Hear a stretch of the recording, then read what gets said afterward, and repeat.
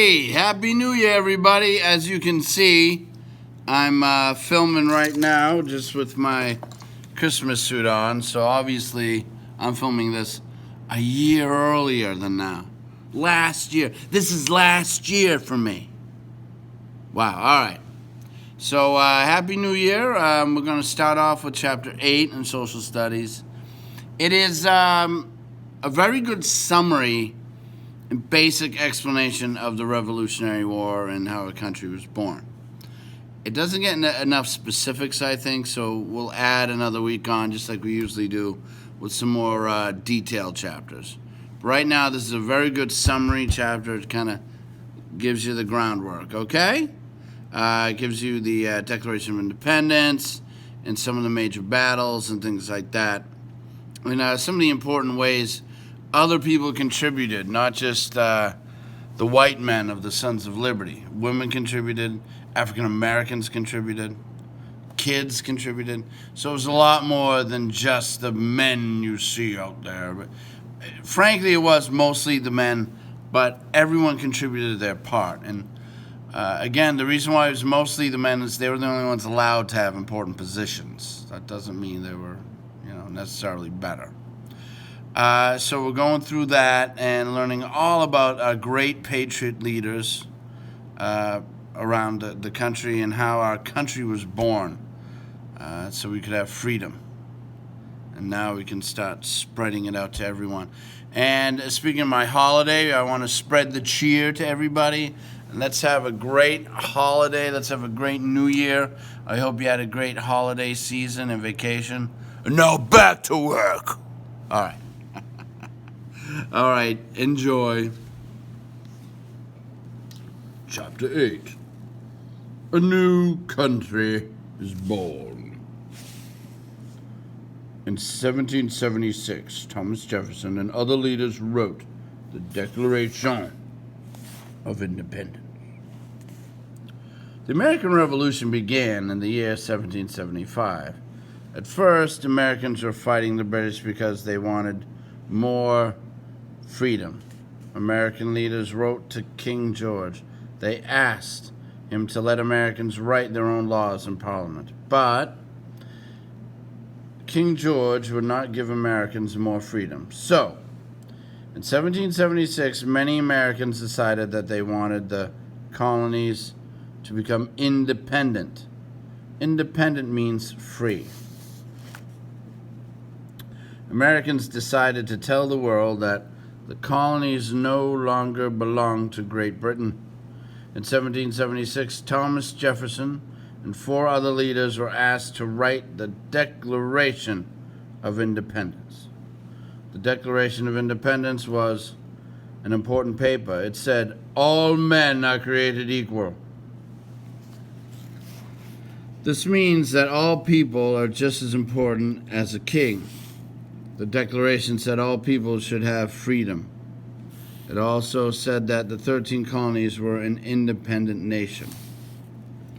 The leaders of the 13 colonies met in Philadelphia in the Pennsylvania colony. On July 4th, 1776, the leaders agreed to the ideas of the Declaration of Independence. Some Americans in the colonies did not want the colonies to be free. These people were called loyalists. They fought for Great Britain during the American Revolution. The American Revolution lasted 6 years. During that time, George Washington was the leader of the American army. The soldiers called him General Washington. George Washington was a great leader. He tried to be fair to the soldiers, and he was a good fighter. The Americans lost many battles or fights. They were often hungry and cold during the winters. But General Washington did not give up. The Americans continued to fight for independence. Many people tried to help the Americans win the war. France and Great Britain were enemies. French soldiers came to America and fought against the British. People from other nations also helped Americans fight. Friedrich von Steuben came from Germany to help. He taught Americans how to be better soldiers. Thaddeus Kosciuszko came from Poland to help Americans fight. Bernardo de Galvez was the Spanish governor of Louisiana. He led his soldiers against the British. All kinds of Americans fought together in the war. Farmers, sailors, business owners, and teachers all became soldiers.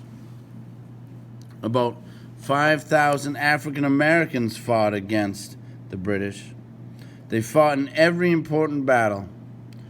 James Armistead was a brave African American soldier.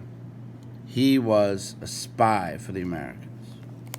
So James Armistead did a lot of spying, especially for the final battle of Yorktown. He did a lot of work. I think mostly as Lord Cornwallis's aide, and he was able to get a lot of information from that. African Americans, actually, some of them fought for the British too. They were called the Royal Ethiopian Brigade, and the reason why they fought was they were guaranteed their freedom if they fought in the war for the British. Women also helped win the war. They did the farm work when the men were fighting. They grew food for the soldiers. They made clothes for the army. Women also cared for soldiers who were hurt during the war. Deborah Sampson and a few other women dressed like soldiers and fought in the war. One woman, Molly Pitcher, brought water to American soldiers when they were fighting. Molly's husband, John, was a soldier. One day, John was hurt during a battle. He could not fight. Molly took John's place in the battle against the British soldiers. So, Molly Pitcher is kind of an amalgamation of a couple of different women. There were a few instances where women actually took over for their husbands and fought in the war. And so some say, oh, that's the real Molly Pitcher. And so there are a few women who make that claim.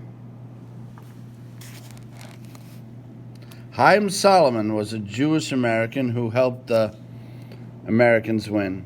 He had left Poland to come to America for freedom of religion.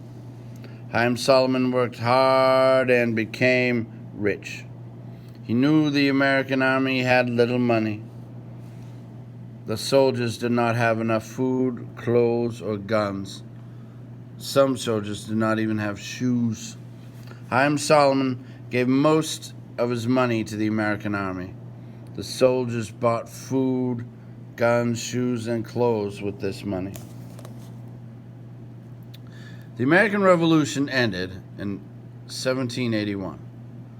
The Americans had won. Great Britain and the colonies signed a peace treaty in 1783.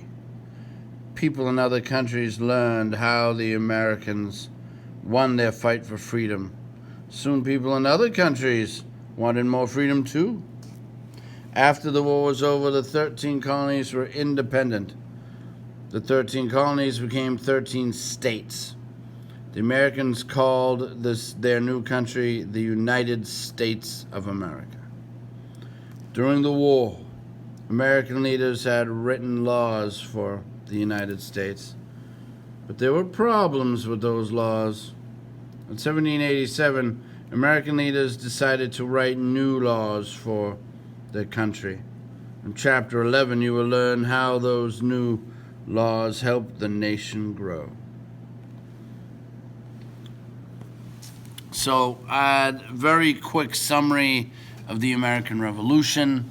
We'll get into a few more details into it next week, but this is a very good summary so we can get the basics down first. All right, so it's great to have you back. It's great to be back. Right now, you're all gone away, enjoying your vacations. Oh, no. I'm so lonely again. All right, guys. Bye.